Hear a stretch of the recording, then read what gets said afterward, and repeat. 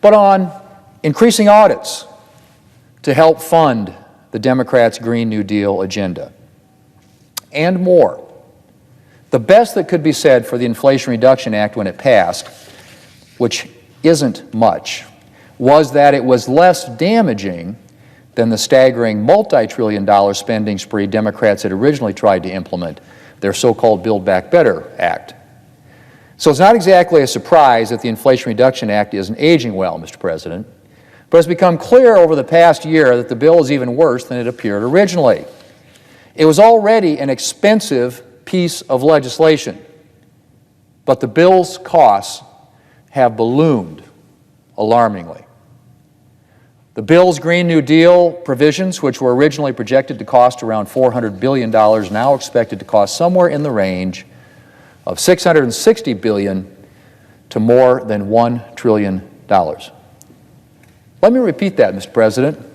The bill's Green New Deal provisions, which were originally projected to cost around $400 billion, are now expected to cost somewhere in the range of $660 billion to more than $1 trillion. If Democrats' deficit reduction claims for this bill were shaky before, they are really, really shaky now. It's not hard to imagine that the steep increase in the bill's costs could mean that it ends up adding to the deficit instead of reducing it. And now it's emerged that some of the biggest beneficiaries of the bill's green energy subsidies are not American companies, but foreign companies. Not only that, billion-dollar companies are expected to receive the lion's share of the bill's green energy tax subsidies. Ironic for a president who claims he wants to make big companies, quote, pay their fair share. It also turns out that the bill's provisions are actually driving up the cost of green energy projects and inflating the cost of project materials and labor. It's no wonder that President Biden recently said of the Inflation Reduction Act, and I quote, "I wish I hadn't called it that," end quote. And Mr. President, I haven't even mentioned other aspects of this legislation, like the bill's price controls for prescription drugs, which will curtail medical innovation and the development of new medications. When the Biden administration originally proposed this policy, research from the University of Chicago projected that price controls on prescription drugs and Medicare would result in 135 fewer new drugs available to patients. Now we're seeing those projections come to fruition as multiple drug companies have indicated that they are halting research into new treatments for cancer and other diseases as a result of the Inflation Reduction Act. President Biden is getting ready to take further action. The Biden administration has announced it will be passing further legislation to provide billions of dollars in financial aid to the American people.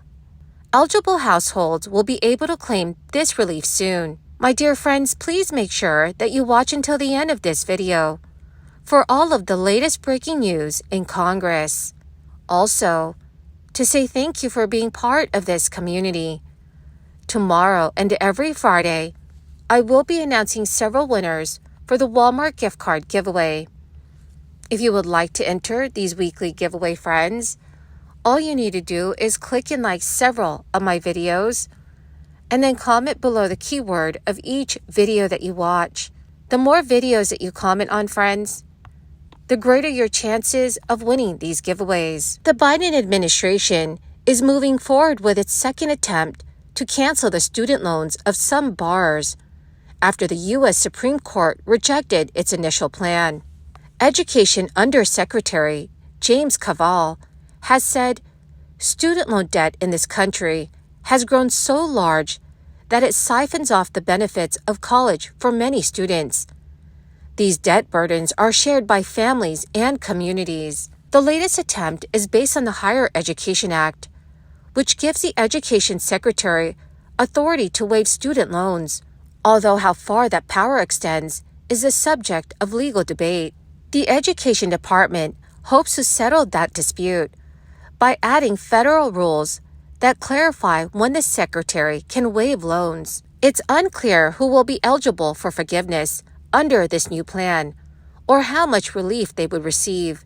President Biden has called for a new plan to help as many borrowers as possible, but it's uncertain whether it will be as expansive as his first proposal. That plan would have canceled up to $20,000 in federal student loans for borrowers with incomes below $125,000 or couples below $250,000 a year. To change the rules, the Education Department is required to assemble a committee of outside negotiators to help hash out details. The department routinely uses a process known as negotiated rulemaking to enact federal regulation, and it's required for any regulation related to student financial aid. It can be a long and painstaking process, and it often finishes without consensus among negotiators. President Biden has already announced that the manufacturers of all of the first 10 prescriptions selected for Medicare's first price negotiations have agreed to participate, clearing the way for talks that could lower the costs in coming years. In all of last year, 9 million seniors and other Medicare beneficiaries paid more than $3.4 billion on these 10 prescriptions alone. How much prices could fall is not yet known. The prices negotiated will not go into effect until 2026. In announcing that price negotiations will go forward, Biden noted that the program was created under the Inflation Reduction Act, which Congress passed last year without any Republican support, and that major companies have continued to work to stop Medicare from haggling over pricing. The U.S. Federal Reserve will keep its key interest rate on hold on November 1st and may wait longer than previously thought before cutting it. This is as the central bank's higher for longer message gains traction, while a slight majority will still see a cut before the middle of 2024. A significant number of forecasters, around 45%, now see no rate reduction until the second half of next year.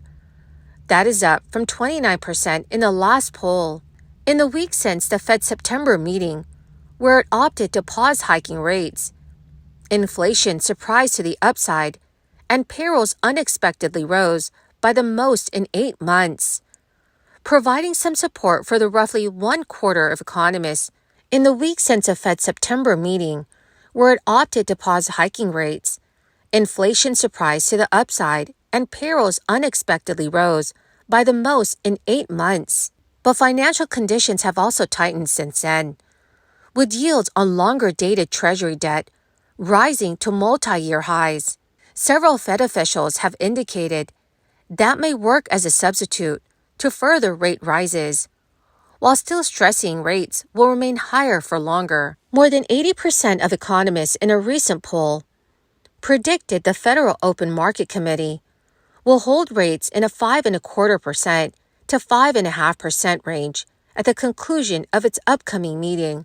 The United States economy was expected to expand 2.2% this year and 1.0% in 2024, and then continue to add hundreds of thousands of jobs over coming quarters. Well, my magnificent and most marvelous friends, that is the end of my daily stimulus update video for today. Dearest friends, thank you very much for being part of this community. To say thank you and to show my appreciation, every Friday I will be announcing several winners for the Walmart gift card giveaway. If you would like to enter tomorrow's giveaway, friends, all you need to do is click and like several of my videos and then comment below the keyword of each video that you watch. The more videos that you comment on, dearest friends, the greater your chances of winning these giveaways. Thank you and have a wonderful and very blessed week.